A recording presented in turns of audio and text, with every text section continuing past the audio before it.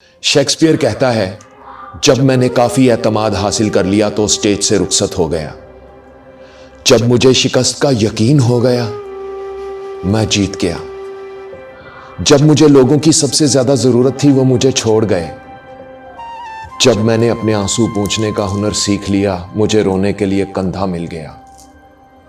और जब मैंने नफरत करने का हुनर सीख लिया, किसी ने मुझसे मोहब्बत करनी शुरू कर दी। गलतियां हम सब करते हैं, मगर जो गलतियां हम बेवकूफ़ी में करते हैं उन पर हमें इतनी नदामत और शर्मिंदगी का सामना नहीं करना पड़ता, मगर जो गलतियां हम बहुत अक्लमंद बनकर करते हैं उन पर हमें अक्सर नदामत और शर्मिंदगी का सामना करना पड़ता है। तो गलतियां कीजिए कि आप हजरत इंसान हैं, मगर किसी के साथ गलत मत कीजिए। कुछ लोग ऐसे होते हैं जिनके लिए मसरूफ जिंदगी में से वक्त निकालना पड़ता है, मगर कुछ लोग ऐसे होते हैं जिन्हें जिंदगी से निकालने के लिए जिंदगी को मसरूफ करना पड़ता है।